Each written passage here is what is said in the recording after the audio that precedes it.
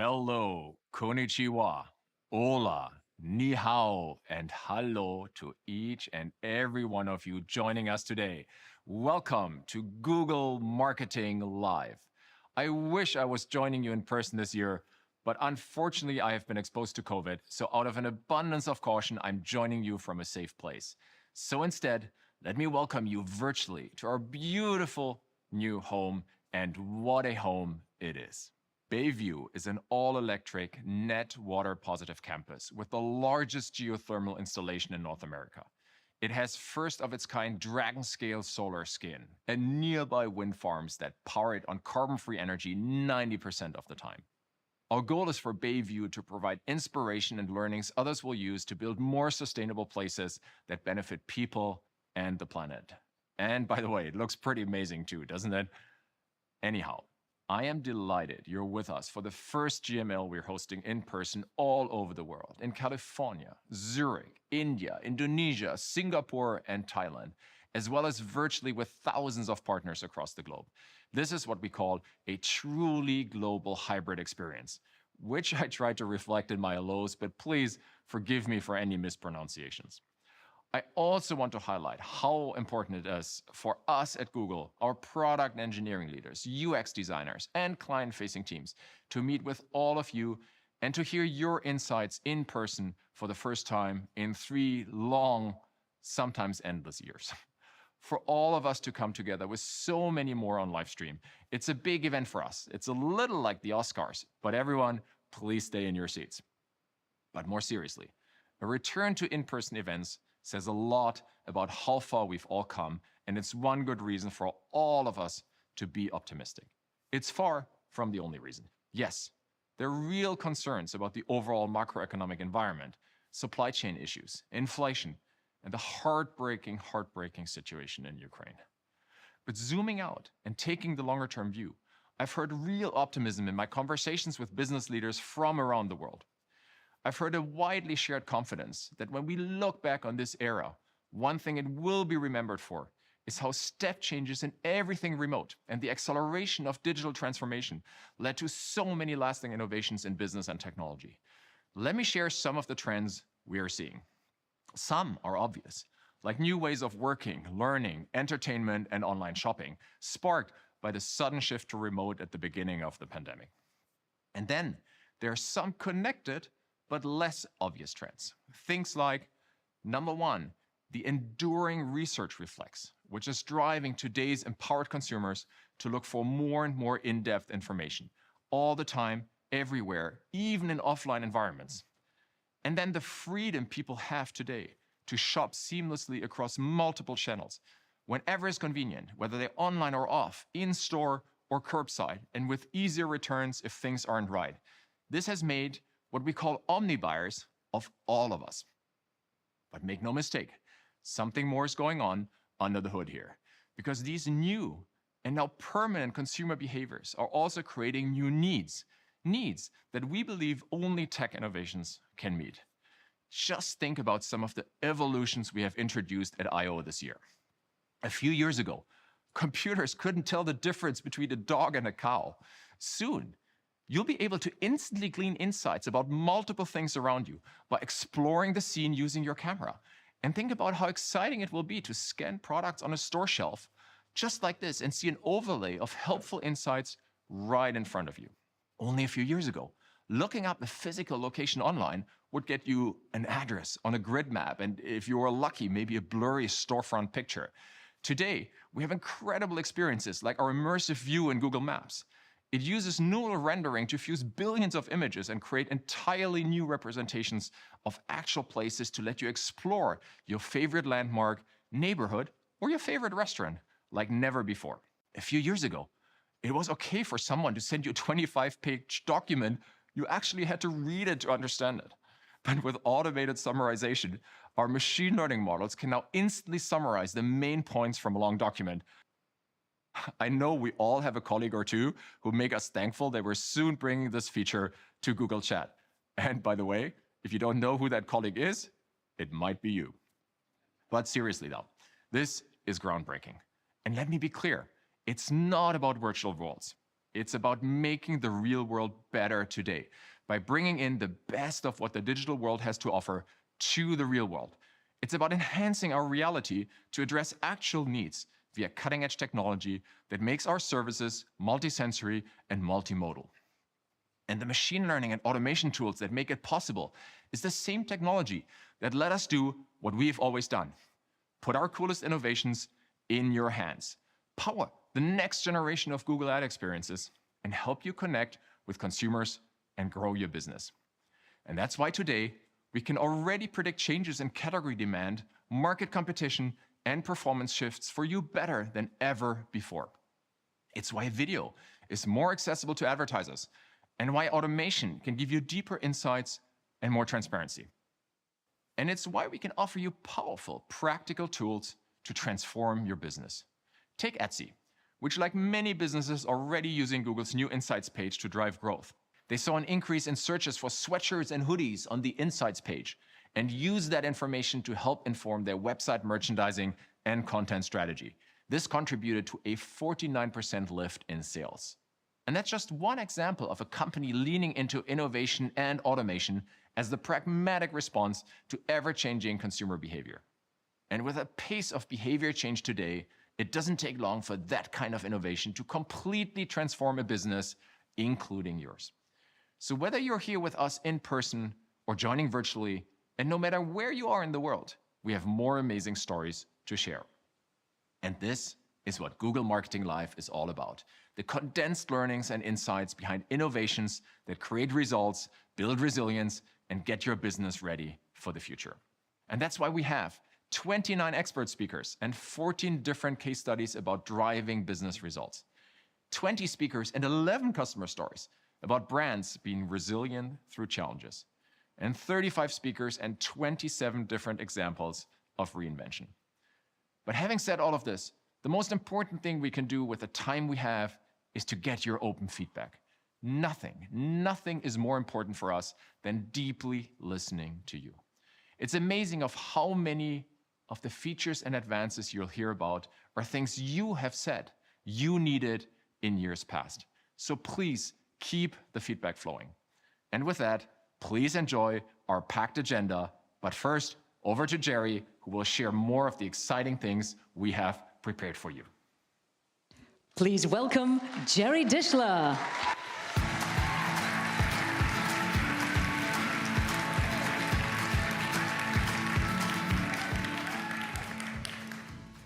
Good morning, everyone, and welcome to everyone around the world joining us for Google Marketing Live.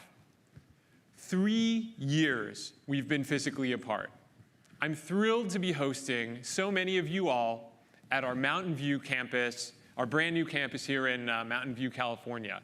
This new space that we're broadcasting from today is where some of our ads design, engineering, and product management team are starting to work day to day. Like our other offices around the world, this space is designed to inspire the teams building our ad products. Welcome, everyone, to our home.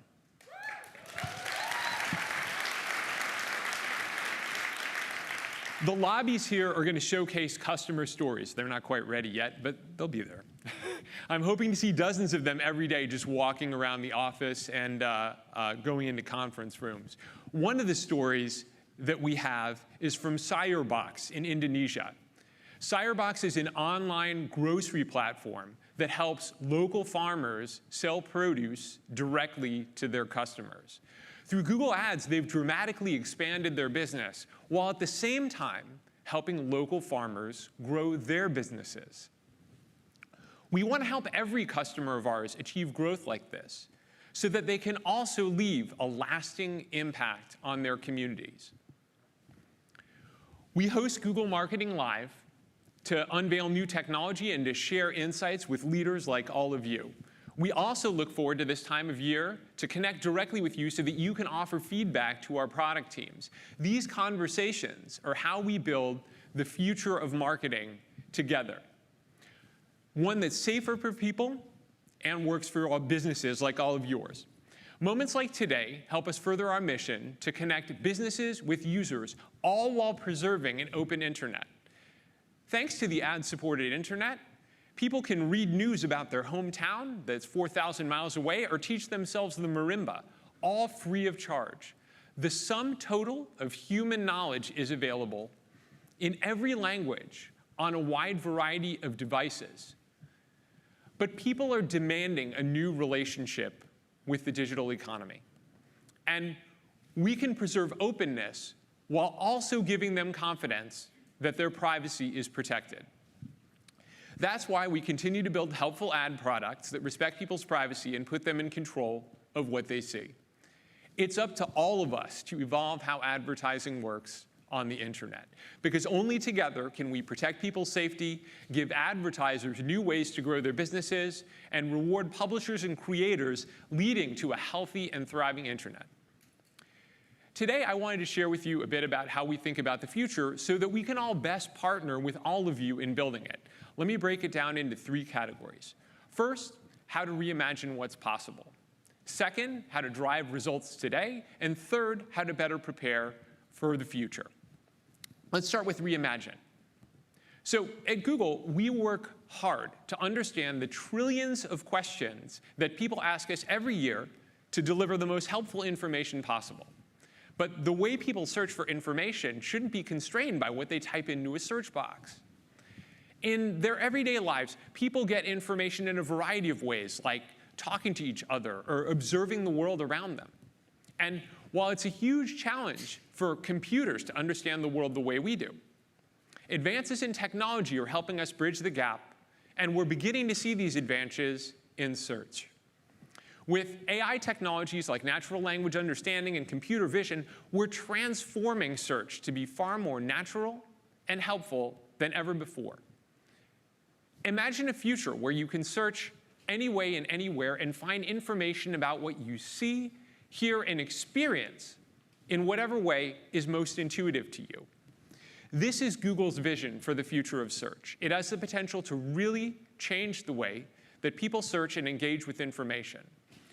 From typing keywords to asking a question with your voice to searching the world with your camera, we've continued to innovate to help people express themselves in ways that are more natural than ever before. And earlier this month, we launched multi-search, which is one of our most significant updates to search in several years. Now, if you're in the Google app, you can search by taking a photo and asking a question at the same time. So, for example, let's say you're in an auto parts store. You can snap a photo of a part and see if it'll fit your make and model. You can even add the word tutorial, and you'll be on the way to installing it by yourself. Another way that we're making search more natural is by helping you explore information more intuitively, no matter where you are in your journey. The way people seek out information isn't linear. So a single curiosity may have an endless number of paths to take, with every answer leading to a new question. For example, here in North America, we had a lunar eclipse earlier this month, and that got many folks interested in the solar system. But where do you even start in exploring a topic as big as the solar system? That's why we're reimagining search to help you explore information in a more visual and browsable way. 10 blue links may have made sense in the earlier days of the web, but today information is exploding and there's more choice than ever before. So we want to help you navigate all the rich and diverse information out there and go deeper in the topics you're interested in. For those moments when you're looking to explore a topic or find inspiration, we're transforming the search results page into an endless stream of visual ideas, so you can browse images, articles, and videos to help satisfy your curiosity online. In this case, you can jump into the vastness of the solar system and all its planets right from Google. As you explore the solar system, you'll be able to zoom in on topics that spark your interest, like what planets are terrestrial. You can also zoom out to explore related topics like how to decorate your kid's bedroom with a space theme. And there are so many moments where brands like yours can provide helpful information that people need along the way. It's not just about being able to show up for specific keywords, but having the rich and visual content that matches what the person is looking for, no matter how they express their needs. Even in moments when people are just browsing, Google can help them discover new ideas, including from the brands like yours that people care about. That's where all of you come in.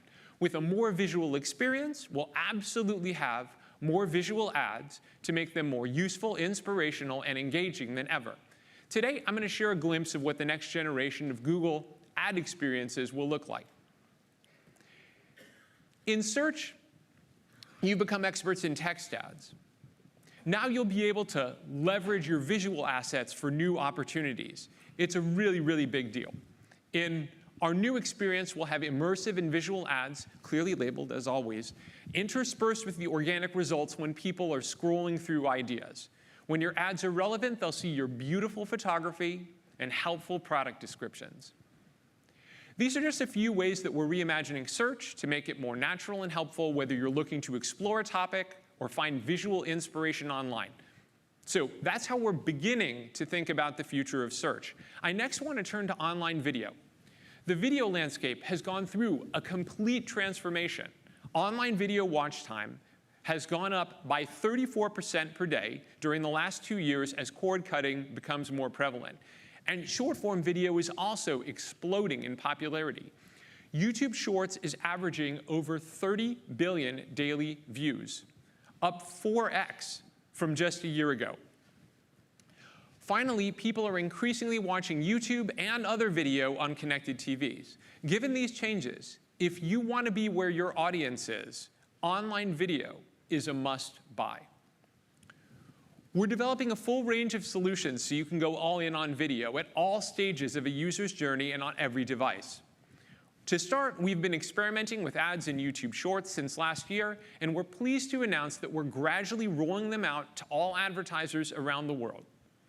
Starting today, we're including Shorts as part of our existing video action and app campaigns, and we'll enable you to run on Shorts automatically. As we continue to launch new formats, it's one of my top priorities to make it easy for all of you to access them. Next up is discovery. In particular, in moments of discovery, a video can convey so much. That's why, starting this year, we're testing video ads in the feed on discovery as an engaging and interactive experience for our users.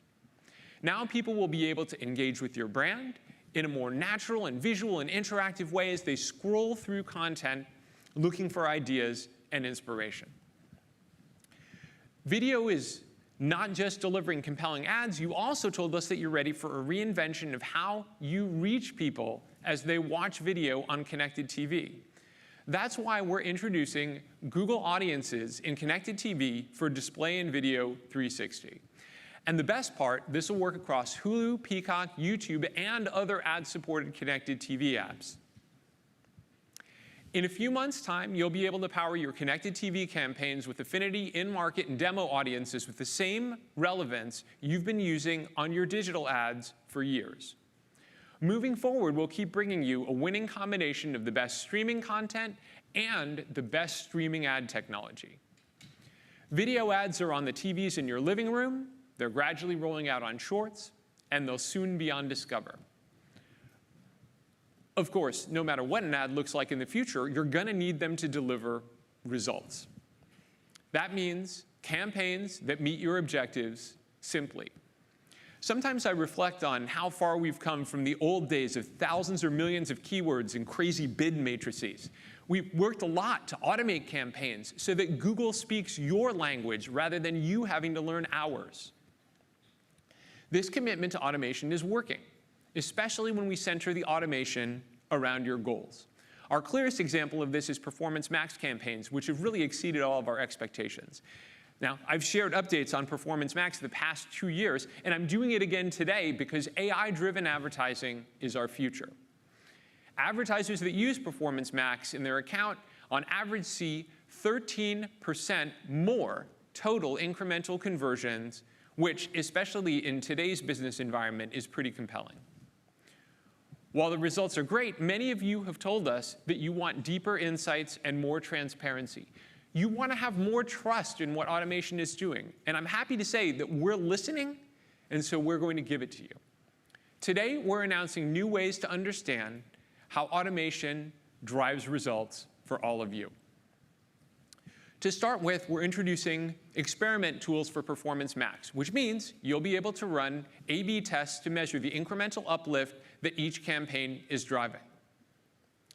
Additionally, we're adding new insights and explanations to your campaigns so that you can understand what's working and why. Next, to make it easy for your campaigns to reach their full potential, Performance Max will be included in Optimization Score. And finally, because you need flexible ways to manage your Performance Max campaigns, we now support them in Search Ads 360 and in the Google Ads mobile app.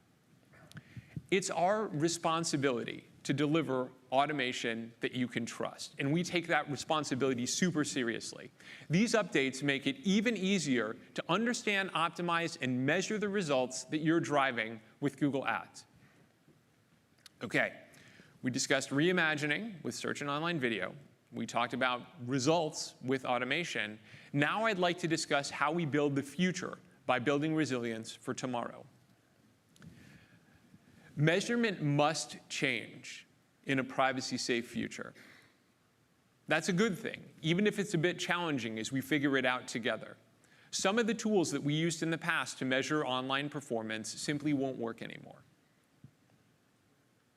By 2023, 65% of the world's population will be covered under modern privacy laws in the same vein as GDPR, the General Data Protection Regulation. That's up from 10% in 2020.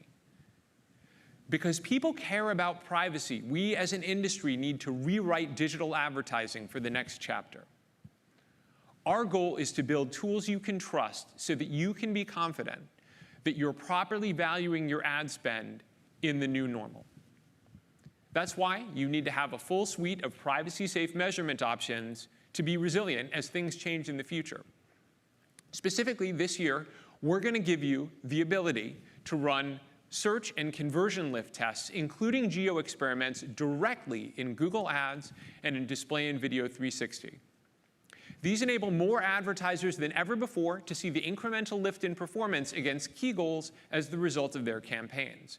For example, with our new geo experiments functionality, you'll be able to compare regions where your ads are shown versus regions where they aren't. We're now making it easier than ever to run geo experiments, along with conversion lift and search lift tests in a secure and safe way. Let me bring this to a close. It's an important moment in time for our industry, with multiple seismic shifts happening all at once. Meeting with so many of you from around the world, I hear exactly what you're up against.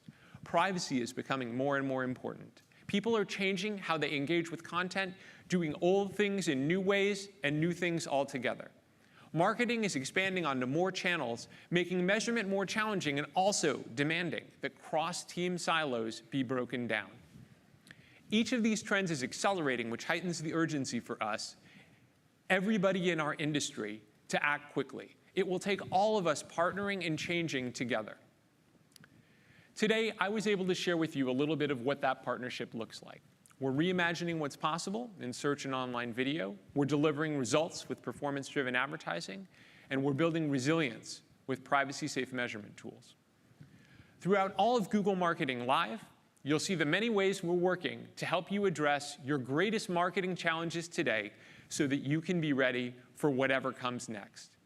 It's an extraordinary time to be in this industry, and my team and I are humbled to be on this journey with you. It's a big moment for all of us. I know that we can meet that moment by working together. Thank you for joining us at Google Marketing Live.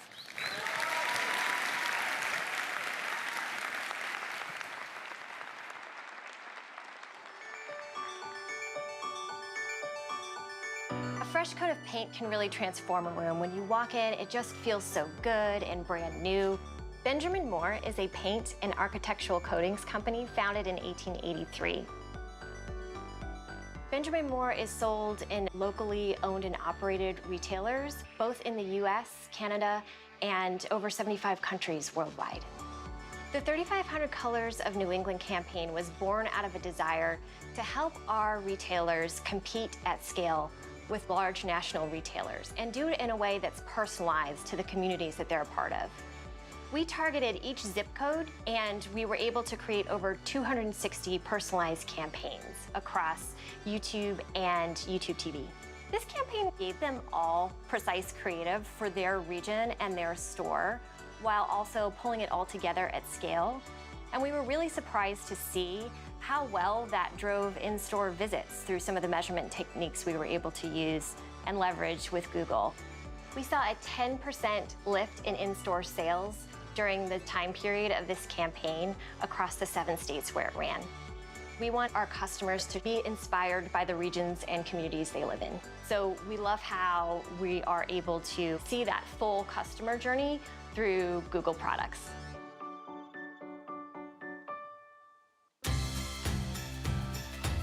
Please welcome Vijay Srinivasan.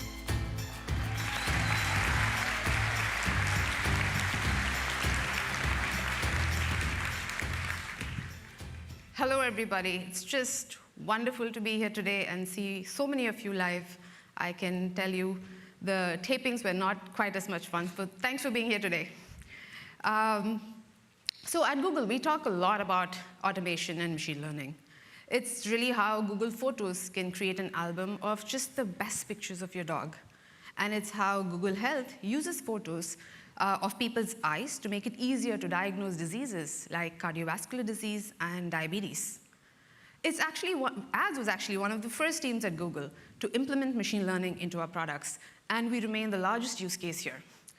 Machine learning is just central to everything that we do, but really, what does that mean for you? So let me give you an example. Let's say you have this song stuck in your head, but just can't remember what it's called. Now, if you open your Google app, you can hum or just whistle the tune, and search will be able to find it for you.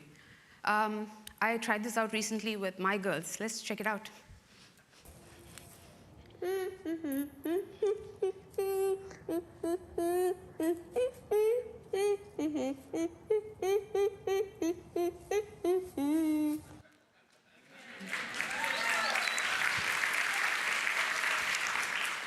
It's a great way to kill time on the weekend.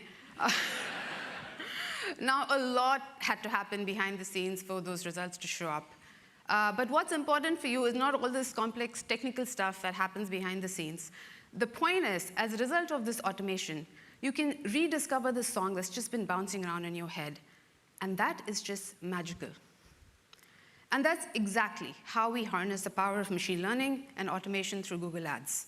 We start with what you care about, your objectives, your goals, and your products. And then we seamlessly deliver relevant, high-quality ads for your customers. And then we have to do this at the right moment with the information that they need and in a format that appeals to them. That's a lot to get right. And it's not just about in the moment either. Users' needs evolve, and we have to keep up with them as that happens, and that is yet harder to do.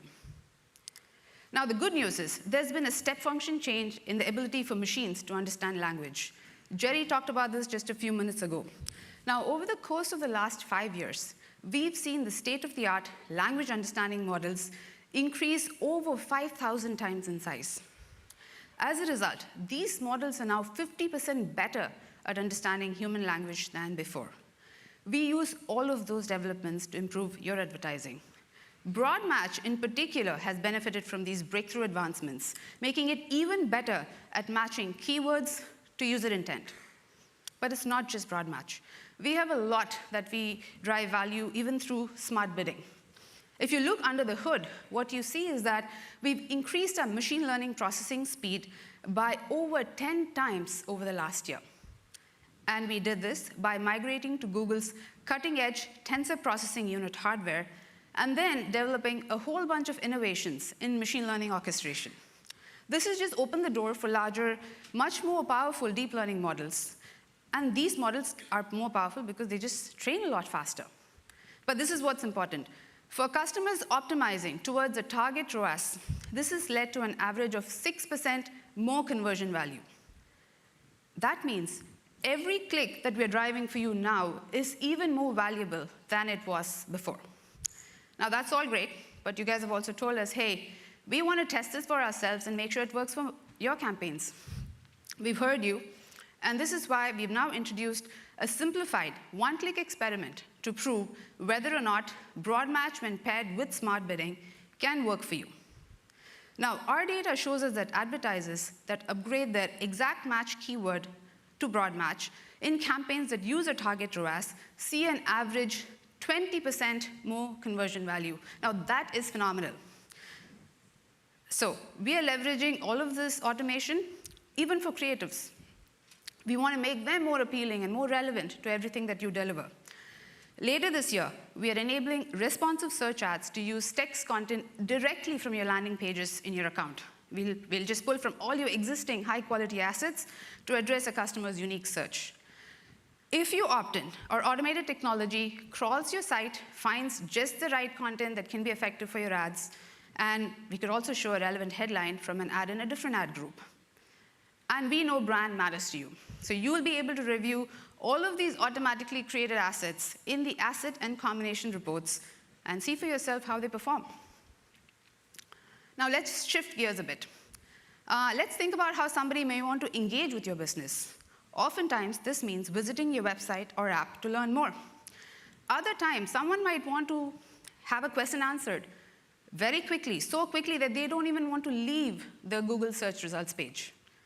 Today, you can use Google Business Messages, and customers can message a business directly through Google Search, Google Maps, or even the business's website or app and get timely support. And soon, your customers will be able to make far more informed purchasing decisions by messaging businesses directly from search ads. This is a feature that is now in testing, and we plan to have an open beta by end of the year. But let me give you an example of a real customer using it. So HDFC, India's largest private sector bank, has been testing this in their home loan ads. The results have just been striking. They were able to connect with prospective customers as soon as they searched for things like home loans. In every month that they tested, they've answered over 40,000 questions and driven over 1,300 new leads. Now, of course, you want to connect with your customers in many formats, not just search ads. Maybe you want to use formats like video and display. Last year alone, advertisers used tens of millions of assets in their campaign. Now, to help you store, source, and organize all of these creative assets, we are making the asset library in Google Ads available to all advertisers. It's a one-stop shop that enables you and your team to import, collaborate on, and just organize all your image and video content. And once the content is imported, it can be accessed wherever you're building your ad, be it discovery, app, display, or Performance Max campaigns. Furthermore, you can also integrate your asset library with Google Drive just to make all of this easily accessible. And you'll be able to see these access-level insights to help you understand how your business has responded to your message. But it's not just about managing existing assets either. Soon, we'll be able to create an effective video and publish it to YouTube in as little as 60 seconds directly in the library. 60 seconds. I can't even pop a bag of popcorn in 60 seconds. That's pretty nice. So on top of that, you will only need as few as 5 of your image, logo, and text assets to make an effective ad. Now, you know better than I that good marketing is all about establishing a real connection with your users. And if you understand what somebody wants, you can connect with them wherever they are. Now, the most powerful tool possibly for understanding your customers' needs, Google Analytics, has been around a while, almost 2 decades now.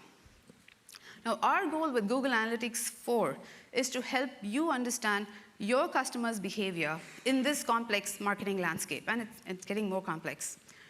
So one of the ways we're doing this is by using the new intelligent home experience. If you're using Google Analytics 4, this is something that you can access right now. Using machine learning, Google Analytics 4 automatically uncovers insights that you can use to better understand your customers, and it's just there, ready for you. This means you can reach people with more relevant messages based on where they are in their journey. Are they prospects? Maybe they're returning customers. It will even show you predictions about future customer behavior and what their value will be to your business over time. Now, this has been so powerful and so popular with our customers that we've adopted a similar approach with Google Ads, where we deliver real-time trends about customer behavior on the Insights page. Now, this page is tailored to your business, and it just covers a gamut of use cases. For example, you can see what's working across Google channels by viewing the new attributions insight. And you can quickly see campaigns that are helping customers along the entire journey. With that understanding, you can now view budgets.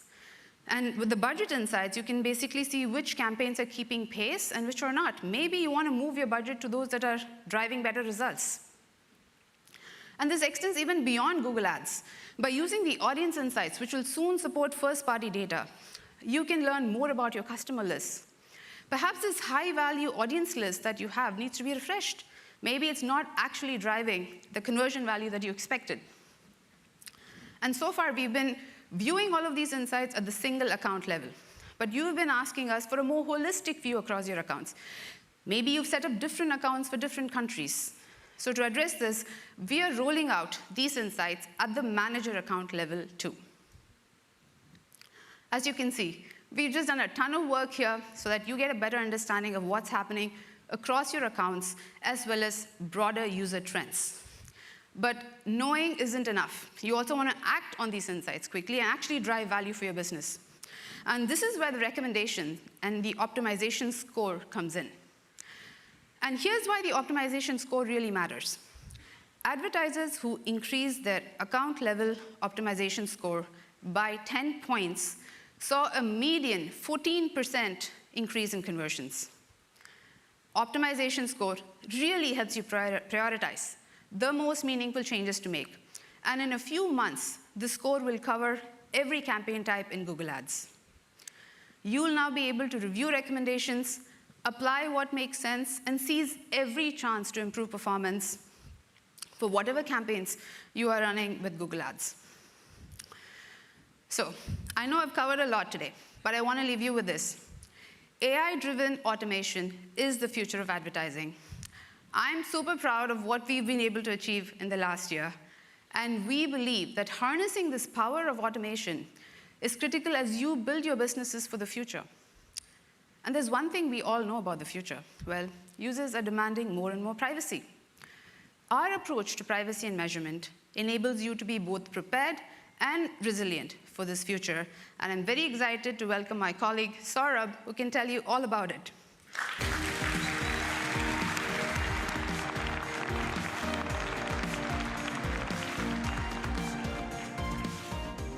Hello and welcome. It's great to be here today to share Google's plans for privacy and measurement. As you heard from Jerry earlier, getting privacy right is a key priority for us. It's possible to model buying journeys with precision, even as there's less data available, like when users opt against sharing their data. We want an approach that works for users and advertisers alike. Advertising needs to preserve safety for users, full stop. And advertising needs to grow stronger businesses. We want to enable you to grow your business while guarding user privacy. And I'm here to talk about how we can work together to do more with the consented data you have. At Google, we can get privacy right by sticking to a handful of straightforward principles for our users. We never sell your personal information. We never use sensitive information to personalize ads. We never use the content you create to personalize ads. And we work on your behalf to protect your privacy. People trust us with their data, and we need to reward that trust. We need users to know all the ways they can control the ads they see online. And users should have confidence that they control their data and know that their data is used to show them ads.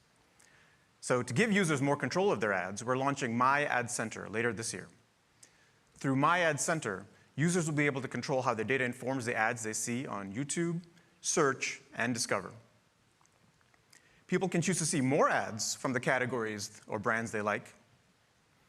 They can also opt to see fewer ads from categories or brands they're not interested in. It's a straightforward mission control experience for someone's experience with ads on Google. Now, we've spoken with thousands of people about their expectations for privacy while browsing online, and we hope that My Ad Center will bring users more confidence and trust in advertising. And in turn, you can be confident that you're talking to a relevant, engaged audience. So now let's talk about what we're doing to help businesses. We're partnering with you to find new ways to reach consumers that align with privacy-safe advertising principles. And you can see one example of this via our work in the Privacy Sandbox from Chrome and Android. Later this year, we'll expand our testing of interest-based advertising and remarketing campaigns in Google Ads and Display and Video 360 to incorporate these signals from the Privacy Sandbox APIs. On Google Ads specifically, you can grow your business by combining your first-party data with automation in a privacy-safe way. New customer acquisition through Customer Match is one way to grow your business. And we've already enabled this for Performance Max, and we'll be bringing it to other campaigns later this year. In short, we're developing new technology that works for Google inventory and publisher partners so that advertisers can deliver relevant ads and respect user privacy across the full ad ecosystem. In addition to cutting-edge technology, we're also working on reinvigorating tools that have been used for years, like marketing mix modeling. These models are inherently privacy safe because they work in aggregate. They also work across media and platforms, including Google channels like YouTube and connected TV. And to give better insight into what's working, we're improving our MMM data platform. These improvements will allow us to provide data inputs more quickly so that anyone using MMM reports can know the impact of their media sooner. Now, the right kind of measurement can create a virtuous cycle. Information about what you're doing leads to educated predictions about what else is happening. And you need accurate and trustworthy modeling to go from the data you have to the insights you need. Conversion modeling is particularly important. And although modeling isn't a new practice, in 2022, it'll be even more essential for durable measurement. That's why we've invested in a robust set of updates across coverage, accuracy, and consistency. So we've widened our browser coverage and are expanding to new model types to give you a fuller view of the customer journey. We've deepened our investments into model quality and accuracy to help you uncover a higher percentage of conversions that would otherwise go unseen. And we've brought the same level of sophistication to both Google Ads and analytics to provide more consistency across platforms. With these improvements automatically integrated, your reporting will have the most complete and accurate measurement available. Another way we're using insights from modeling is data-driven attribution. It provides the most accurate representation of the customer journey by giving credit for conversions based on how people engage with your ads and decide to become your customers. Because we know how effective it is, we want to make it as easy to use as possible. So earlier this year, we made data-driven attribution available regardless of conversion volume. We've also made data-driven attribution the default attribution model for most new conversion actions, meaning it's simpler to use than ever before. We're working hard behind the scenes to make a resilient future as simple as possible for your business and your customers. However, in some cases, we need your help. And when we ask you to do something, we'll try to make it as straightforward as possible to implement. So one example I'm particularly proud of is our recent launch on-device conversion measurement through the newest version of our mobile SDK. Your customer's data is protected by a matching process that does not divulge any information of their identifying information to third parties, neither the publisher of an app nor the advertiser. No external servers, including Google's, receives, hosts, or processes identifying information. And all that info will never leave the device. It's privacy safe for users, it's durable, and it works. We're also worked to simplify the tagging experience. Proper tagging is critical to a privacy-safe future and enables you to accurately measure conversions while respecting user choices through products like consent mode. Our goal is to deliver simple tagging for all of your ads and analytics accounts so you may have a better way to uphold privacy while driving business results. We're introducing the Google tag in the coming weeks. It'll replace the global site tag and allow you to combine your tags and manage your settings centrally without additional code. Now, if you've ever had to edit code just to update or troubleshoot a site's tag, you might be opening a very small bottle of bubbly right about now. It's truly simple to add a tag that provides you with the insights you need to know what's working. Another way to improve your conversion measurement in a privacy-safe way is enhanced conversions, which we introduced actually last year. And now we're making it even better through our enhanced conversions for leads. It provides a privacy-safe connection between your leads and your performance via offline conversion import. And you can measure your leads. You can also review the new funnel report coming to Google Ads later this year. You'll get reporting that shows how your qualified and converted leads are performing. This improved approach to measurement makes it easier to use automated bidding based on the value of your leads, and you can use it to drive more qualified, high-value leads as well. And soon, you'll be able to take the durability of enhanced conversions for website conversions to additional digital channels. So we've opened up a beta of enhanced conversions for web in Search Ads 360, for you to maintain deep insights. Now, we've heard that some of these challenges maybe feel particularly daunting for small or medium-sized businesses. And that's why there's a whole community that's willing to make forward-looking measurement possible. So for example, Zoe Financial is working with HubSpot to make the most of their first-party data. Let's take a look at how they did it.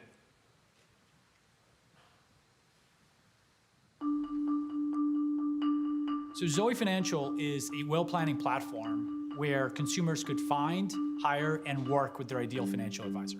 Step one is, can you find the people that are looking for you? But once you do that, then how do you scale it in a cost-effective way? Not every client is looking for the exact same thing, and they're not all at the same stage of life. So we tweaked the model to not only conversion, but retention and experience. We now are able to use data from the clients that we have to go find people just like them in a way in which Google and HubSpot could speak the same language and give us kind of real-time signal of what works and what doesn't. We now have a much better feel for how to identify that signal versus noise by partnering in such a close way with Google. In a world where you're trying to identify the right client as you scale, it is critical to have partners like Google and HubSpot that have a two-way communication of that first-party data in a safe way. Regardless of the size or complexity of your business, you can respect user privacy while driving business growth. And to make it even easier to deliver industry-leading measurement to your company, HubSpot will soon support enhanced conversion for the web for all of their clients. If you use Telium, Segment, mParticle, or Adobe to manage your campaigns, enhanced conversions may already be available, and work with your provider if you haven't already implemented in your accounts. We as an industry need to believe and know that ads add value to the internet and people's lives. Advertising can grow stronger businesses, and advertising needs to preserve safety for users. Because at the end of the day, this industry depends on user trust. We need to work together with you in order to shape the future of an ad-supported internet. From better measurement to better ads, this is a collaborative process. And none of it would be possible without all of you tuning in today. Now, we'll be sharing details about these new developments in our breakout stages, covering apps, advertiser tools, and plenty more, and they go live in less than an hour. Be sure to tune in. Up next, we have a lot to share about the future of commerce on Google. We're making Google the best place for users to start their shopping journeys, and we're making it easy for merchants to connect with these shoppers every step of the way. I want to hand it over to Bill Reddy to tell you all about it. Bill?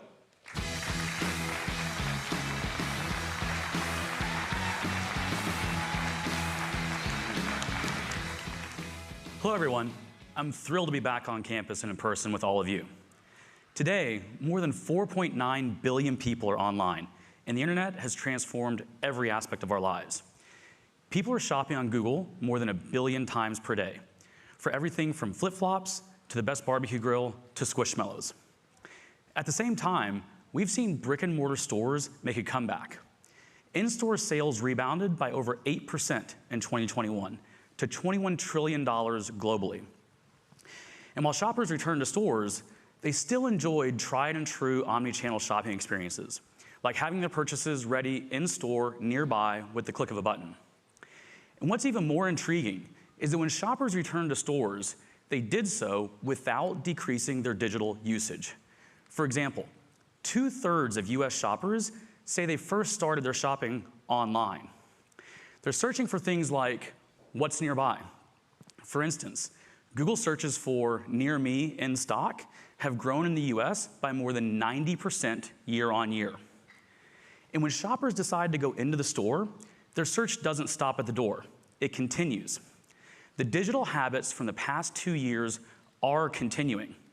This means your digital presence has never been more critical. Ultimately, what we see happening today is paving the way for omni-buyers and the next wave of omni-channel shopping. I call it intuitive shopping. Here's what I mean by intuitive. In so many dimensions of our lives today, shopping is happening seamlessly while we're scrolling the latest news updates on Google Discover, checking email, or while planning a trip within Maps. People are shopping in spontaneous moments throughout their day when you least expect it, but actually when you really appreciate it. As a matter of fact, US shoppers are concurrently shopping across 7 categories in just a 2-day period. We see this on Google. At any given moment, people are in different stages across a variety of journeys, often for product categories that are unrelated, like shirts and mustard. Actually, for me, mustard on my shirt always does seem to go hand in hand. People are also getting shopping inspiration in more places, like while watching their favorite creator's latest vlog, where they spot new products and brands. Browsing time has completely blended with shopping time. I challenge us all to think beyond the marketing funnel and think of shopping as second nature, organically woven in our lives with digital at the center. What was a foreign concept before has become completely intuitive today. This brings me to why we're excited to talk about the 3 core themes Jerry shared earlier: reimagining what's possible, results, and resilience. These 3 themes are critical to everything we're doing for commerce at Google. Every idea, innovation, and strategy is designed to 1, reimagine what's possible to create a more thriving ecosystem for consumers and merchants. 2, drive results for your business today. And 3, help you build resilience for tomorrow and beyond. Let's first dive into reimagine what's possible. We've been hard at work reimagining and reinventing the commerce experience on Google. Our mission is clear: to create delightful shopping experiences for people all over the world, while building the world's most innovative products and tools to help you better connect with those people in exciting ways, effortlessly. This starts with giving people more reasons to love shopping on Google and creating more ways for you to reach and engage with them as they shop. Shoppers are seeking new immersive ways to interact with the brands they love, to discover new ones, and to explore new products. This insight led us to begin making it possible to window shop on Google Search last year, a first step towards offering shoppers a more visual and engaging experience. Let's say you search summer dresses. Right now, by the way, searches for summer dresses have grown in the US by over 80% year over year. You'll instantly get a visual feed of information, including product reviews, style guides, and vivid images. You can even filter by style, fit, and brand.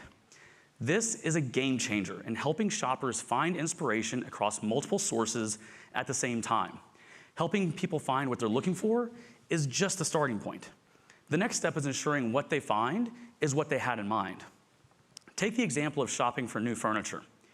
We believe AR will become the next permanent staple in how shoppers interact with brands and products digitally. And we're bringing this to Google Search. If you have 3D models of the products you sell, Google can now surface them to shoppers looking for similar items right on search. This will help brands increase buying confidence by letting shoppers visualize products in their real environment. That's just a couple of the many ways we're reimagining shopping on Google to drive more demand for your business. As we've been working toward making Google the best place for billions of people to shop, we've also been aggressively investing in building an open ecosystem where all merchants can flourish, from the world's largest retailers to the local shops down the street. And we're proud of the work we've been able to achieve so far with the help of incredible partners like Shopify, BigCommerce, and WooCommerce. Let me introduce you to one of our merchants, Play a Society, who has seen great results using Google and Shopify.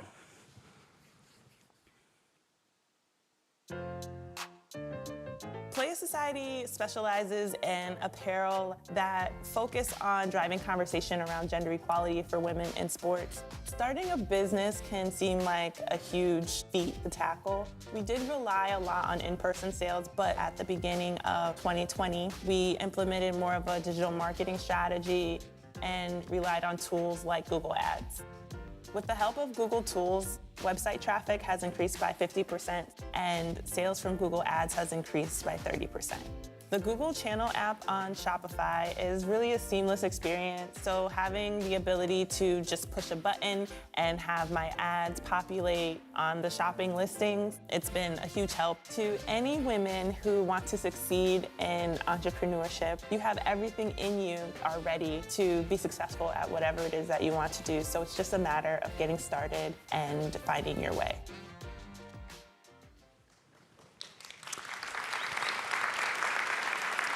What an inspiring story. As we're building and reinventing, we follow two core principles. First, to make it easy for you to show your products across Google and showcase the information most important for your business faster than ever. Second, to ensure you're getting the most value out of everything Google has to offer across every surface, tool, and solution, so you can better connect with customers, all while saving you time and effort so you can focus on the things that matter, like running your business. At every step of your journey, Google is here to help.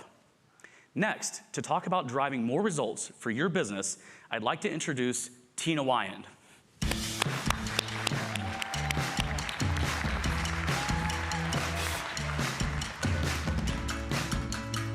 Thanks, Bill. Hello. It's great to be here with you today. And over the last year, I've had the pleasure of meeting several of our fantastic retail partners who are here today. And one of the things I've heard so often, it's difficult to keep up with changing consumer behaviors and demands. This challenge stems from a nonlinear shopping pattern that's become the new norm, meaning that no two shoppers are the same or predictable. And on top of this, each day brings a new set of circumstances to tackle. But instead of this being a challenge, I would argue it's an opportunity. For instance, we all know that omni-channel shoppers are incredibly valuable. In fact, last holiday, shoppers who used at least 5 channels to inform their decisions and complete their holiday shopping reported making twice as many purchases and spending twice as much on average compared to shoppers who only used 1 or 2 channels. So to capitalize on this opportunity, it's going to require something new. And Google is ready to help by getting you in front of shoppers in key moments, showcasing what makes your business and products unique, and driving results that matter to you. To help you meet the changing consumer behaviors, we are actively testing new highly visual and immersive ad experiences in search. This is similar to what Bill talked about, but we're kicking it up a notch with ads. Let's take a look at how organic results and shopping ads will work together to create a powerful, swipeable visual feed. Say you're an outdoor apparel retailer looking to reduce winter inventory now that spring or summer is here. I'm your ideal customer. I'm already holiday shopping for my family. In fact, I'm on the hunt for a snowboard jacket for my niece Peyton. I really hope she's not watching this.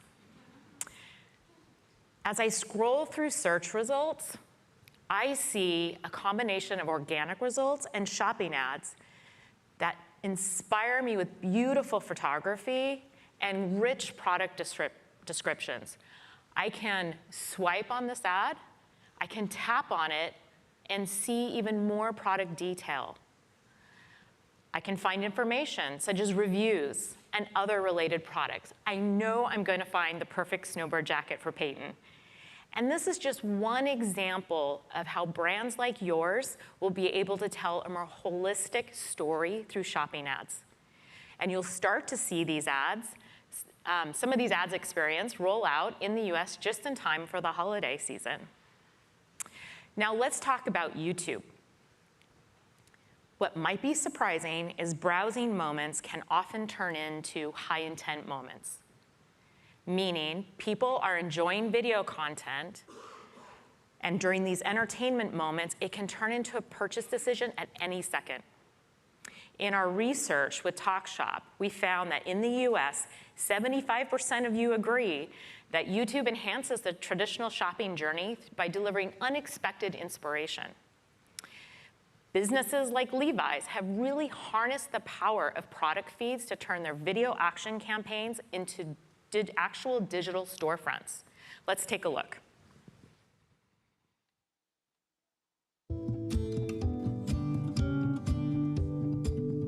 Levi's is an iconic brand with a long and colorful history. We invented the blue jean 150 years ago. My name is Eric Smith. I'm Director of Performance Marketing here at Levi Strauss & Company. At Levi's, it's all about staying true to our brand values: empathy, integrity, originality, and courage. How can we produce content and get in front of the right audience in a way that feels tailored to them while also being authentic and true to the brand? And in order to do that, we want to be meeting the customers where they are, and YouTube is one of the places that's very effective at driving results. We've really scaled up our efforts on YouTube, specifically around video action campaigns and product feeds. Video formats just give us so much more freedom and allow us to feature product more dynamically. Product feeds take this one step further by allowing us to feature a product shown in video and drive traffic to Levi.com to allow customers to shop directly. We've seen great results with this ad format with 150% lift in engagement and an 8-to-1 return on ad spend. We really see Google and YouTube as a key partner. They give us confidence in our investments and the results that help drive where we need to go.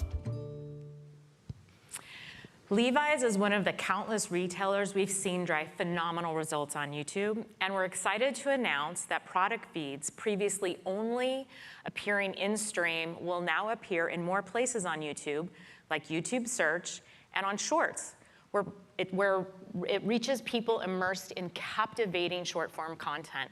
This is huge because Shorts has over 30 billion daily video views. And product feeds in YouTube Search will take your potential reach and even further it, as users are 5 times more likely to watch a product demo on YouTube before purchasing. So that's video. Now, what about when shoppers are wandering from channel to channel, device to device, and moment to moment? The challenge we often hear is, how do I make my marketing as dynamic as my customers' journeys? As Bill mentioned, consumer expectations around convenience, ease, and intuitive shopping have never been higher. Plus, our dependence on e-commerce and novel omni-channel experiences means that it's not only about the idea of meeting shoppers where they are. The next level is seeing our physical and online stores as one. People want a one-store experience where their needs are met no matter where they are shopping or browsing. For this reason, I'm thrilled to say we are helping make this a reality with one of our latest ads innovations, Performance Max. As Jerry mentioned earlier, Performance Max campaigns are a new way to buy Google ads across Search, YouTube, Maps, Discover, Display, and Gmail from a single campaign, all fully powered by automation. What makes Performance Max unique and what's exciting is that it's specifically designed to meet your online and in-store goals all in one, removing silos and bridging our physical and online worlds into one view. And to support this, we're taking measurement to the next level. Today in Performance Max campaigns, you can measure and optimize store visits and local actions like calls and direction clicks. And soon you will be able to bid and measure towards physical store sales. This makes it possible to measure omni-channel impact across all your e-commerce brick and mortar stores in a way that only Google can deliver. This notion of one store not only supports shopper journeys, but it also aids retailers offering unprecedented visibility and control of their business. It's been energizing to hear how retailers all across the globe have been using Performance Max to reach more customers across all Google channels. For example, Rothy's, a footwear and accessories retailer based in San Francisco, adopted Performance Max to showcase their brand and products with highly visual assets, including product images, lifestyle photography, and video. Let's check out how they were able to drive results with Performance Max.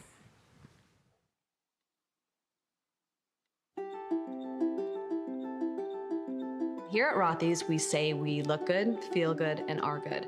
As the market gets more crowded and more brands claim sustainability, it just makes us work a little harder. As a brand that really relies on video and lifestyle imagery to showcase the quality and colorful nature of our products, Performance Max has allowed us to take a lot of our different creative assets and through automation show them to a variety of people at scale. And it allows us to reach more customers across many more Google channels like Search, Display, Gmail, YouTube in a way that we were never able to do before. Since using Performance Max, we've nearly doubled our impressions. They're up 89%. We grew conversions by 60%, and we grew revenue by 59%. Of course, at first, we were hesitant using automation to make such important decisions, but the results spoke for themselves. What's at the heart of Rothy's is the people. It's the customers. We have over 2 million strong, and that community makes an impact. We are excited about this next chapter to be walking alongside them. Wow, it's incredible to see what Rothy's has been able to achieve. And in fact, in seeing this, I really liked their shoes, and I appreciated their sustainability mission that I had to have my own pair. So, okay, so now to walk you through an exciting new merchant experience and our last theme, resilience, I'd like to introduce my colleague, Matt Madrigal.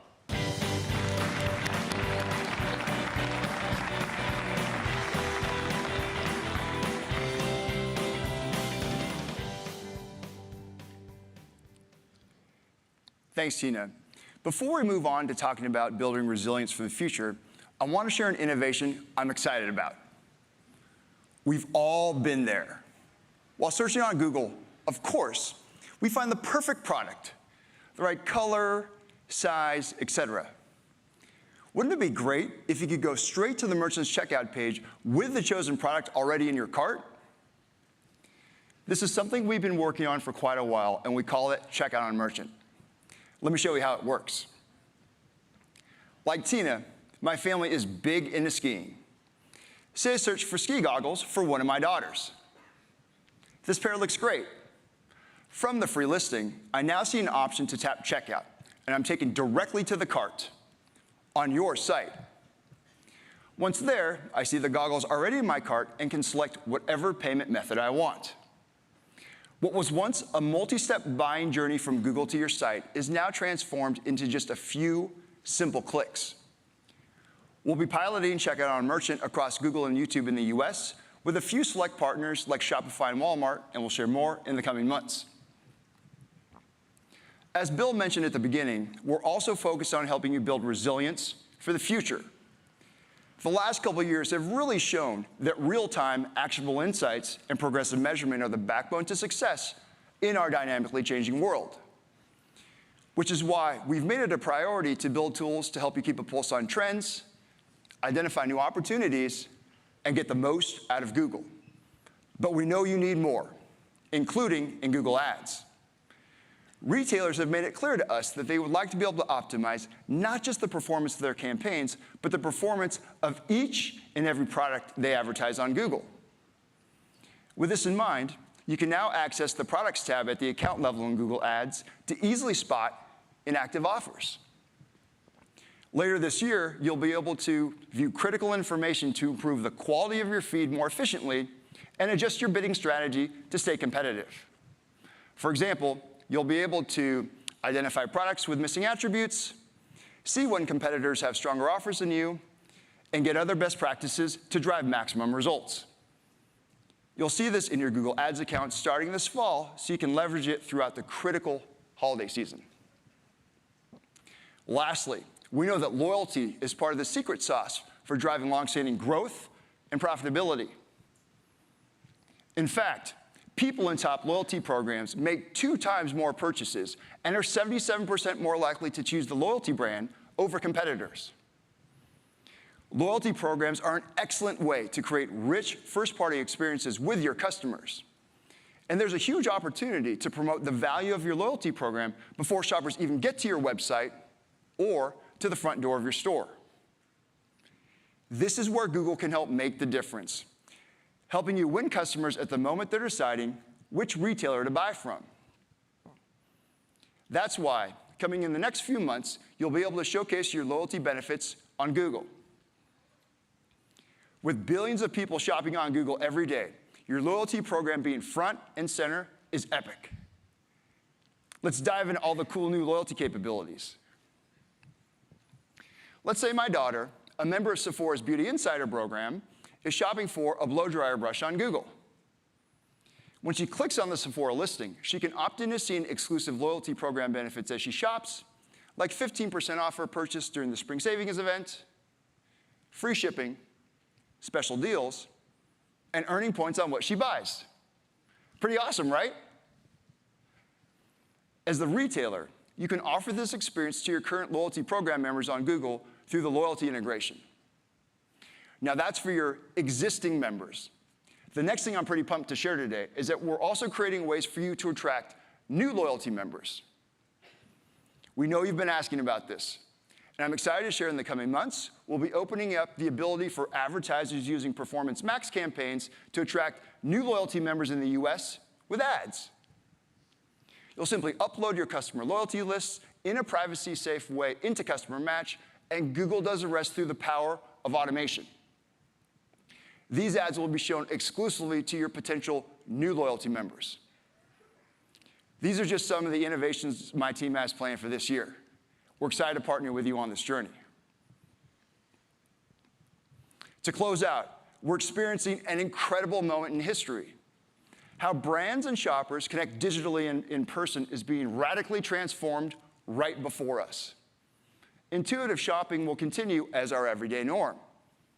As it does, our goal at Google will remain to create the most delightful experiences for shoppers, all while helping businesses thrive and create connections with these shoppers in the moments that matter most. We look forward to working together with you each step of the way. Thanks for joining us.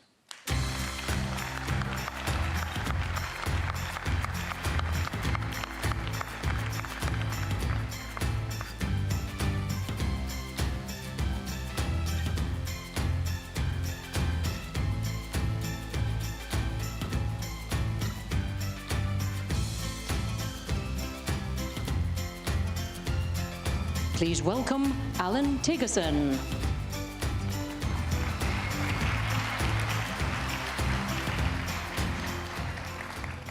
Good morning. You've heard our vision for the future, and our product team just laid out the roadmap to get us there. And that's a map to what's next, and we're very excited to build that future with you. But I'm here to talk about what works now. So you've been building the marketing organizations of tomorrow since before the pandemic. And the last few years have been a roller coaster, thinking in quarter to quarter or even week to week increments. Now we want to help set you up to be ready for years to come. The pandemic likely broke some organizational inertia, but the challenge now is keeping that spirit of accelerated learning and agility going. This is about continuing the digital transformation process, not starting over. Now, if we learned anything from the last 2 years, it's that being ready is not a feeling, it's a choice. Because the most digitally mature marketers who were ready are reporting big gains. The leaders reported a 5 percentage point increase in market share during the pandemic versus their peers. And we see a few common themes among those leading brands. The brands that are ready created marketing agile and responsive enough to capture short-term opportunities while building long-term resilience. Like The Ordinary, the skincare line made by the abnormal beauty company Deciem.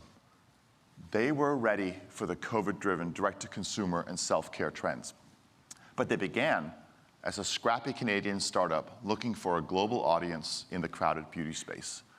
They broke through by breaking down their marketing in a few simple steps. First, they set clear objectives, which for their business focused on brand awareness and customer loyalty. Then The Ordinary studied regional search trends to identify the top markets where they could turn searches into sales using Google Shopping campaigns. Then they used our automated tools, seeded with data from those pilots to scale globally. And the results have been a 5-to-1 return on their ad spend. Now, the brands that are ready also adopt a test and learn mindset. And they saw a 3x return on their digital initiatives versus those less digitally mature. Let's look at Monday.com, which is the work operating system. Their product evolution has been supported by marketing to match in terms of agility and growth. They just scaled globally. They IPO'd last year, and they used a data-driven approach to test and optimize messages on platforms like YouTube. And as a B2B player, they've adapted their messaging for different audiences. When they were first trying to connect with marketing and creative teams, they realized they could better optimize their messaging. So they pivoted, and in less than a week, they were testing new campaigns, showcasing the benefits for marketers, driving a 25% increase in qualified signups. They've incorporated an always-on testing mindset in their planning and budgets, dedicating 30% of their spending to experiments to identify new audiences, new creative, and new bidding strategies. And finally, brands that are ready overcome organizational silos to make digital transformation a company-wide initiative. Let's look at Kia. So Kia has gone through a brand relaunch to become a more customer-centric mobile solution provider. Like many automakers, Kia used to see dealers as their customers, and they had limited interactions with the drivers who ultimately buy their cars. But they recognized that potential drivers searching online wanted an integrated experience when they walked into the showroom and hopefully drove off the lot. So they did something new. They started working with regional dealers to build standardized web templates and data policies to provide a consistent customer experience and give Kia a better picture of their end users. And as they built their first-party data strategy, Kia is focused on providing a real value exchange to their customers who love tricking out their ride in Kia's car customization tool and appreciate the ease of booking a test drive online. So in one test, Kia connected their website with the dealer's CRM, and they saw a 4x boost in conversion rates on their marketing. Now, those are just a few examples, but you don't have to take my word for it. Digital transformation is happening across every industry, but media and entertainment has perhaps been on this journey longer than most. So I'm honored to have here Sarah Harden, who is the CEO of Hello Sunshine, the media brand anchored in storytelling with a mission to change the narrative for women. With her founder, Reese Witherspoon, Hello Sunshine produces shows like Big Little Lies, The Morning Show, films like Gone Girl and Wild, but they also do unscripted series, animation, podcasts, and the popular Reese's Book Club. And they have found success across every major streaming platform, including HBO, Netflix, Apple, Hulu, and more. Please welcome Sarah Harden.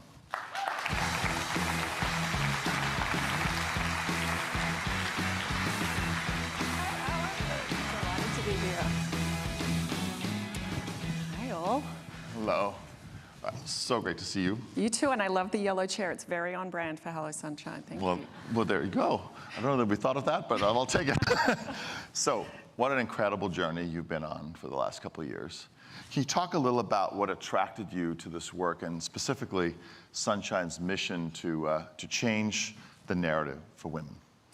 You know, like a lot of good companies, when Reese founded the company and we came together to talk about the company we wanted to build, it was born of frustration.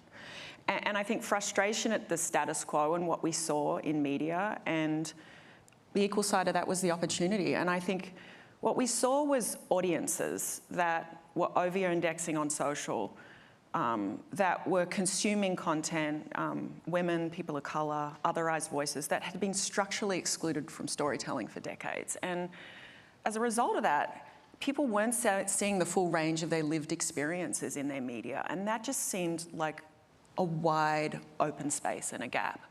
I think the other thing we saw, and you know, Reese has decades as an actress and a producer, and I had been building direct-to-consumer media brands as well, was that the business has been very siloed, right? You'd had these film and TV production companies, and you'd had social storytelling and digital companies, often sort of off to the left. And this was an integrated world. The content was launching into a cultural conversation, and we thought there's an opportunity to build an integrated media company that not only made premium storytelling, that better reflected the audiences that everyone's looking to connect with, but then take responsibility as a company for helping audiences show up to that media, whether that's a YouTube series, whether that's a streaming film, whether it's a podcast. Well, and I think there's so many analogies for all the marketers in the room. Yeah. An integrated approach to the market is not just for media companies, it's for everyone who's trying to reach an audience. Yeah.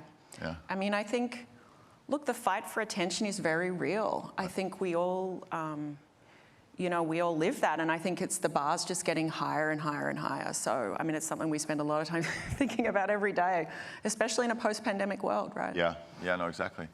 Well, so I mentioned in my intro that you've been incredibly successful across literally every major streaming service. Can you talk a little about that consumer move, and what are the most recent changes you're seeing and that you think people should keep an eye on? Well, I think, if I come back to the fight for attention, right, I think the quality of attention, and I think one of the things we talk about and we see is that, obviously people are consuming more content than ever before, but the intentional viewer, I think, is very thoughtful about how they're spending their time. And so we think a lot about that viewer. And somewhat paradoxically, they're also everywhere, right, on every platform. So how do you show up to the intentional viewer across all platforms in a way that feels consistent to your brand, that meets that expectations, but whether that's in a 6-second short or in a feature film, that there's a consistency to that. And so I think that's one thing we see. I think, we always talk about the right story at the right time.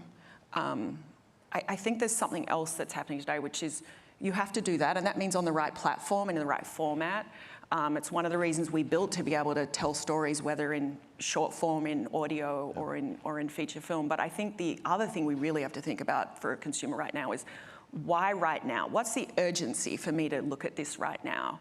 And that means understanding, we talked about that cultural conversation, understanding where people are in their lives. Like, where women are in May is very different than where they are in July. I mean, am I right? May is the worst month of the year for parents, dads as well, but we do a lot of our social listening for women. It's horrific. So for someone to be seen, like who you are, the opportunity to connect to someone and say, I know where you are in your life right now. You're trying to make 27 school events, and May is a big, month for working, for work as well. And so I think we think a lot about the intentional viewer, the right story, the right time, the right platform, and that means we have built independently, right? Because we mean that. We try and find the right dream team, the right partners to stack the decks on how we author our content to give it the best chance of making a bid for connection with a viewer. Well, I think, again, to make an analogy to marketing, you think about how to connect your viewers across the funnel. And you have a variety of platforms, and that then gives you the opportunity and the permission, and of course the data, to find them at the right time. Look, it's true, and I think that was one of the things you see. Everything you do is launching into an existing cultural conversation, and if you're lucky and you have the intention to it, you can add to that conversation, you can start new ones, you can extend it. But if you're not in that conversation right from the start, firstly, you're missing a big opportunity, whatever that thing that used to be old-fashioned called word of mouth. But you will also be shaped by that conversation too. And I think I think about in this fight for attention, I think the other thing is, I believe that fortune favors the distinctive and the brave. You will be rewarded for it if you get it right. And if it's authentically stacked to who you are as a brand. Like that's coming through very clearly, that you understand your why and what are we doing that's additive to someone's life, because that's their bar, right? I think we all see that. Totally agree, and it's not about whiz-bang effects, it's about authenticity and storytelling, and you exemplify that. Talk to us a little about your process for greenlighting a project. How do you decide what to back and launch? We built the company with a lot of intention. We have a convening mission about putting women at the center of the story and of all of our narratives. And so that provides a very clear filter for us, which is helpful. We've spent a lot of time focusing on authentic authorship, and that means the stories we choose to tell, who's in our writers' rooms, who's on our crews, and that there's a driving belief that we have that intentional authorship will be seen and felt by the intentional viewer. And that really, so that's where we start. And then we try and set things up in the marketplace. And again, that is right platform, right story, right time. And so that's one of the reasons we work independently. And it's also, some stories, it was one of Reese's first things we talked about. She said, I want to be able to sit with a creator and hear a story, and whether that is best told as a podcast, a TV series, a short form series, a social campaign, a documentary, we have to have the mission control in our company to bring that to life. And so we've already thought about that then, and then it's going and finding the dream partners to put together. And we're working with brands like this too, and I think sometimes we talk about, we have 5 years of brand equity. Reese has obviously decades of brand equity. We work with partners who have decades of brand equity. What are the things that only we can uniquely do as partners? And we really spend a lot of time stacking the deck on authorship is what we call it, yeah. It is striking. I think you think about the number of perceived rules that you broke, right? At the time when you got started, everyone thought that you needed to be a vertically integrated company with a streaming service and then studios to produce content for that service. And you said, no, we're going to be an independent producer. Everyone thought you could be a single media format. No, we're going to be across all media. Yeah. And so I think there's some lessons there, I think, for marketers in the room, that you got to think holistically about distribution everywhere. The fact that you are unaffiliated and are able to pick the best path to market for each of your products is, and I think, an incredible strength of the company. Yeah, I mean, I always talk about we're really lucky to be able to start with a clean sheet of paper, but not really, because we had Reese and her influence and everything she brought, as her history and already working as a premium producer too, but we didn't have legacy. And so we really looked and said, how do we build a company that's architected for the next 5 to 10 years of media and not the one that we just left? And so in the last 5 years, I feel like we've been slightly ahead of the curve, but we're continually having to reconceptualize what that means, right? And how are we innovating the connection between, and this is where digital is so good, innovating the connection between content, whether it's on a streaming platform or on a digitally native platform, or wherever that is, and connect that with community and other engagement experience, whether that's commerce or live events or asking people to take action as a result of that content. So you have such a forward-looking perspective on the entertainment business, and all the marketers here, need to understand, how can you reach the consumer over the next 5 to 10 years? What are some of the trends for entertainment that you think are particularly important for marketers to understand? Well, there's a couple I'm paying a lot of attention to now. I mean, it's interesting, and look, we feel this. Reese is the best person at this, right? We have a worthy mission that we live and breathe. We have really strong brand values, and I know, like all of you do in this room, I think sometimes we can fall victim to thinking about our storytelling with all this meaning and earnestness, and we certainly, and I don't want to dismiss that, but when you really look, I think in a post-pandemic world too, or in a living with the pandemic forever world, I don't know which world we're in, but the importance and not forgetting the importance of joy, bringing joy to people's lives. We are over-indexed on meaning and under-indexed on joy and simplicity. The power of curation. Reese's Book Club, books sit at the center of our advantage, and Reese picks a book every month. It's a huge utility to a consumer to say, in a sea of everything to read, here's one thing that's worthy of your time and attention, that book. And then we option a lot of those books and turn them into film and TV shows. So the power of curative voices. And so I think the paradox of choice is something we all live with. I don't think, and I say this every few years, but I really believe it now, I don't think there's ever been a better time when you look ahead the next 5 years for brands.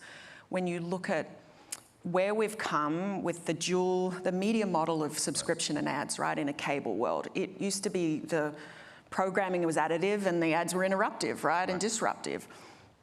You look at a digital model in a streaming world, and the marketplace it's with the latest decision by Netflix, this is the model. And the competitive frontier is, how do we connect with more additive, purposeful marketing content experiences that are much more integrated.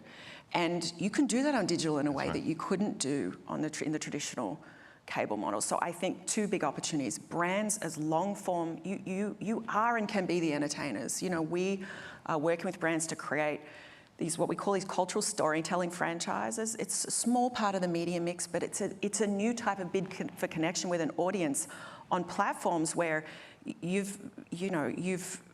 traditionally you were only there in a disruptive way, right? And I think there's so much happening here. There's so much innovation to go around that. And I think it's a huge opportunity. And I also think brands as curatorial voices, helping consumers find their way in the brand equity or the emotional real estate your brand has with a consumer. It's a huge service to help simplify their lives, simplify their choices in ways that you signal, I understand you, you get me, you know where I am in my life. And I mean, it's difficult. Like some of our programming, we're planning 2 years out and 3 years out in the case of film, but others, and I think that's why we're experimenting and testing and learning on a lot of our digital storytelling formats too, to really signal to people, I know where you are, right place, right time, with purposeful marketing additive to their lives. And I think I'm very excited about the next 2 or 3 years, because I think the innovation around storytelling across longer and longer formats is it's just starting to happen in quality ways. Yeah, I totally agree with you, and I think associating yourself with authentic storytelling, whether it's a YouTube creator or the very high quality storytelling from Hello Sunshine, I think that's the future. I think that's where brand loyalty will be built. Yeah. I agree 100% with you. Well, Sarah, thank you so much for coming. Thank you so much for having me. Thank you for What a delight. It was a thrill. Thank you. Thanks, Alan. Thank you.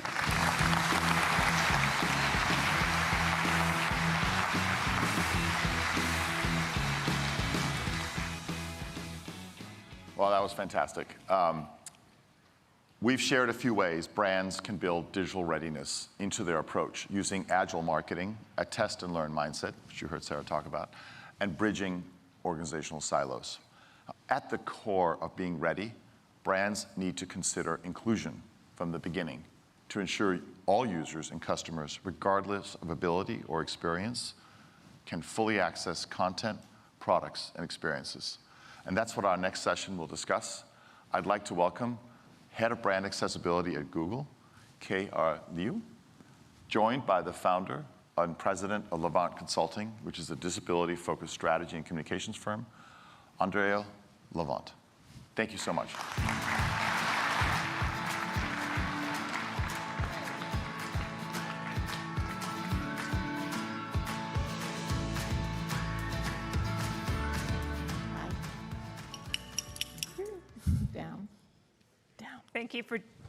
Thank you for joining us today. I'm so excited to be here with you all, with Andrea, to talk about the importance of accessibility marketing. I want to ask you, Andrea, why don't you tell me about how Levant Consulting started? First of all, I'm thrilled to be here. Koji and I are thrilled to be with you today. So in terms of Levant Consulting, I actually started out working in the nonprofit industry. And within that industry, you get exposure to a lot of other industries, corporate, philanthropic, government. And there was a key thing that I noticed, and it was honestly that people were afraid to address disability. It wasn't so much about a lack of desire to be inclusive, but it was just that many organizations, many companies expressed that they just didn't know how to approach accessibility in their work. And so I recognized that no matter what the industry was, there was some bridging that needed to happen. And we really wanted to, and what I wanted to do was to be able to invite, to engage, and show people how to value disabled people within their organizations and in their communities. Absolutely. And there is a human and business imperative for including accessibility in your work, and creative work especially. Can you talk to why accessibility marketing matters? Well, accessible marketing matters because it allows all users, regardless of diagnosis or disability or ability, to fully engage and to fully access brands' content, their products, and their experiences. The fact is, disability impacts everyone. Absolutely. At some point, almost everybody is going to experience disability in one way or another, whether it's that they have it or that they know somebody that has a disability. Absolutely. And there are 1 billion people with disabilities, 1 in 4 adults in the US. And globally, that's 1 billion potential users we can reach. That represents $8 trillion in spending power. And brands benefit from creating accessibility in marketing because it opens up their work to a wider and more diverse audience. The industry often approaches accessibility from a product perspective, but not a storytelling perspective, right? Mm-hmm. And marketers know it's important to address, to address the community's needs, but often they don't know where to start, right? And they don't know how to authentically engage and represent people with disabilities in ads and content. So where can brands start? Well, there's a phrase within our community that we use a lot. It's nothing about us without us. It's understanding that there is value for us, meaning disabled people, to be a part of these conversations. It's about bringing in people with lived experiences with disabilities and not just giving them a seat at the table, but making sure that they have the space to share and be decision makers. It's so important because disability means so many different things based on experience. Some disabilities are apparent, some are not. Disability can be a temporary experience, it can be permanent, it can be progressive. It's precipitated by age, meaning at some point if you age, if you grow old enough, you're going to experience disability. And so it's about moving past tokenism to thinking about the variety of experiences. Absolutely. And another thing is paying people for their expertise. Often people seek out disabled people by saying, you know, we're gonna give you exposure, but exposure does not pay the bills. Yeah, right. We're the experts, disabled people, and so we need to be included in all aspects of the processes. And the burden shouldn't just be on us to educate others.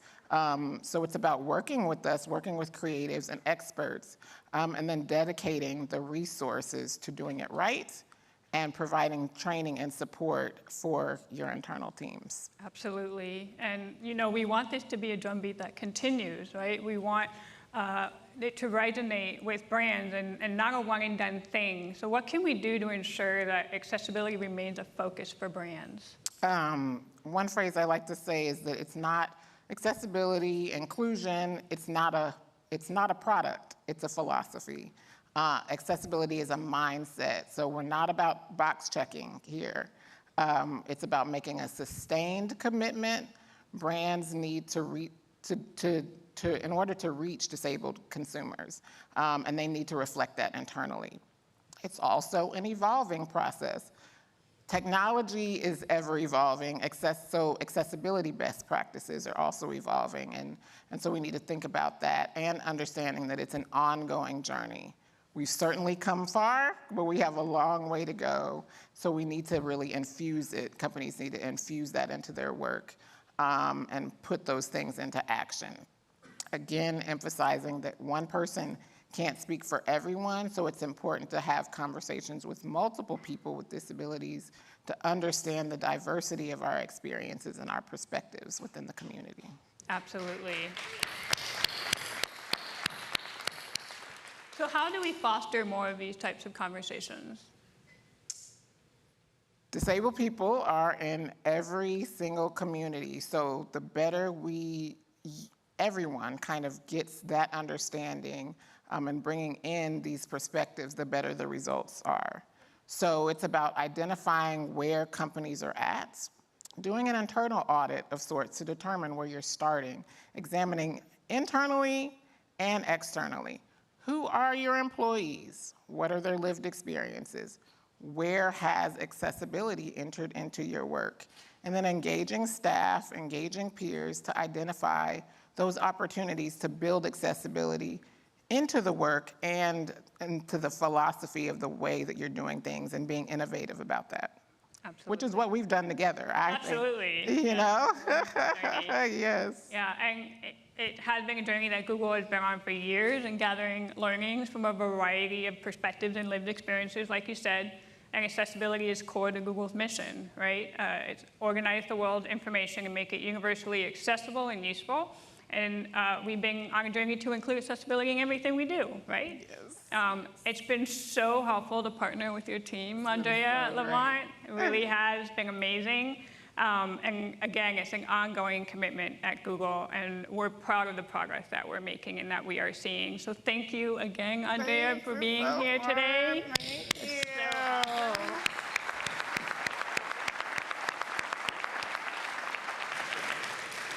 Now, I would love to end with an example of some amazing work that we have done with accessibility marketing in action. We recently launched a short film, A Coder Story, which shows how assistive technologies like live captions and Google Meet help connect more people. Thanks. I'm what's called a coda. My parents were both born deaf.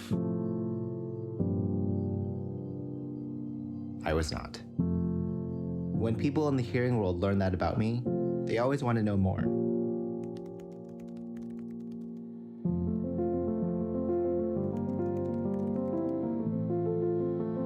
You start out your forehead and then go out with your hand. I've always had one foot in the deaf world and one in the hearing world. I translated a lot for my parents. It made us closer. Now that it's been over a year since we've seen each other in person, communication is more important than ever. Especially with this guy.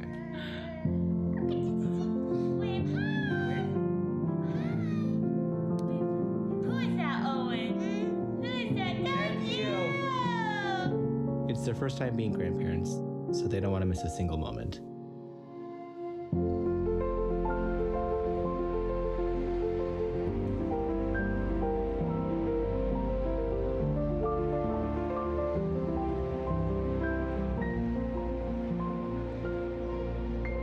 And I don't either. We can't wait for you to meet him.